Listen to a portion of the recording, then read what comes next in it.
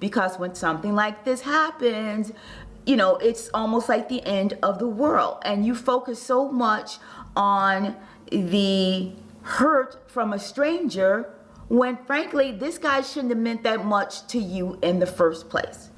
This is Dee, and this is the Come Up Straight Up.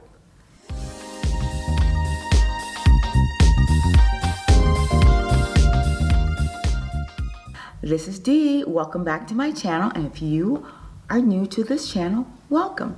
Well guys, I am back with a new video, and if you saw the thumbnail, you have an idea as to what this is about, and I'm going to go in depth to explain it. And this video is the result of a DM that I received earlier this week, and it just kind of got me thinking about rejection and how we handle rejection.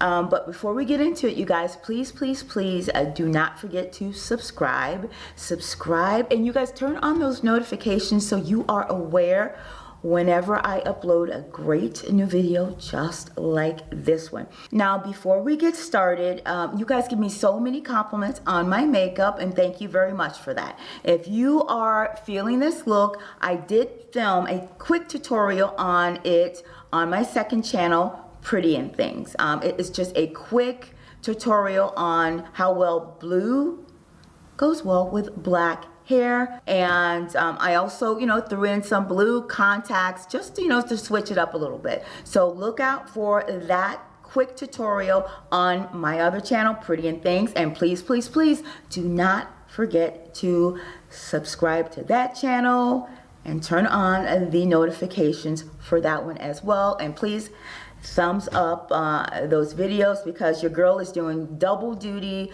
with the Come Up Straight Up as well as Pretty and Things, and I really appreciate your support. I'd like to thank each and every one of you who joined my my YouTube live a couple days ago. I really appreciate your participation and your feedback, and I really enjoyed the conversation. I hope more of you will join going forward. I am also going to do some Instagram lives, because I am really looking forward to doing that and having a, you know, a little bit better and closer relationship with you ladies. So without further ado, let's get into this. Okay, so earlier this week, I received a DM on Instagram from a woman, and she wanted sort of my advice on something. You know, basically she wanted to sort of vent. You know, she was really bummed out and depressed. She told me she was really bummed out and depressed because she met a guy online, and you know, they texted for a little bit, but she actually met him, and he seemed very nice, and they actually went on a few dates, and she enjoyed herself, and she was feeling him, and she thought he was feeling her. She really thought that there might be some potential there. She really liked this guy, and she thought he liked her.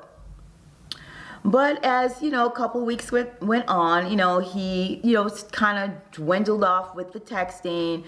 He, you know, didn't ask her out on another date or anything like that. And eventually he, well, basically stopped contacting her at all and just ghosted her. And she contacted me, and she was just really upset and down in the dumps. She did not understand what she had done wrong. She liked this guy. She thought she had a connection with this guy. I asked her if she had been physical with this guy, and she said no. She said, or she thought she had done everything quote unquote right, and yet he still, you know, ghosted her. And she was really getting to a point where she said I was sort of, where she was kind of giving up hope, and you know, she didn't understand when things like this happen. She really didn't understand it, because there are times when it appears things are going well, and all of a sudden, poof, the guy is gone. And what struck me about reading this DM and going back and forth with this woman was how quickly she internalized this. The assumption that, you know, the guy ghosted her and it was somehow her fault. And it got me thinking about rejection and how some of us view rejection. And something that was told to me years and years and years ago that I have lived by. And that is, a man's rejection is God's protection. And I don't think a lot of us understand or have that mindset. We are so focused on the rejection and how that makes us feel unworthy and not valued, and just sort of relive negative occurrences from the past. But if you are going to be successful on this hypergamous journey, this journey of increasing and embracing your femininity to attract high value good men, you have to understand that rejection is a part of life and accept it. You also have to understand that the rejection from a man is often a blessing. And obviously, I don't know if you guys are Christians or if you believe in God or what your religious beliefs are, or if you have any. But it is so important, in my opinion, to believe in something that is higher than you. This man could have been a wolf in sheep's clothing. Or maybe he was a nice guy and she just wasn't his type. You know, you guys, that's the way the cookie crumbles. Like this woman who reached out to me, so many women blame themselves and internalize and say, it's my fault. He, rejected me. There must have been something that I did wrong. It can't possibly be that he just didn't like me, things were clicking, or he was seeing other people and I was no longer one of the ones he wanted to see.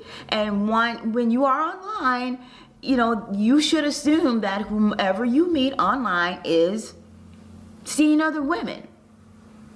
And you know what? That's probably the same. That's the same case if you meet someone in sort of day-to-day life as well.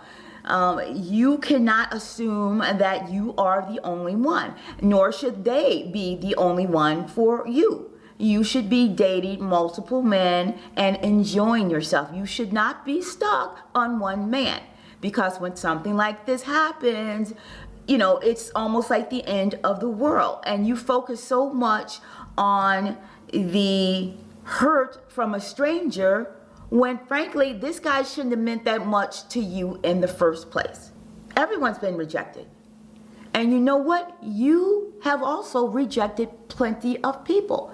Think of all the men that you did not date because they weren't your type, or you didn't like them, or whatever. You have rejected so many people. What about, so-called friends that you had to cut loose because they were basically frenemies, families that members of the family that you had to cut loose, or love from a distance because they were not for you. Those are all forms of rejections. And so you have rejected people throughout your life as well. Many of the men that reject you are men that frankly you should be rejecting.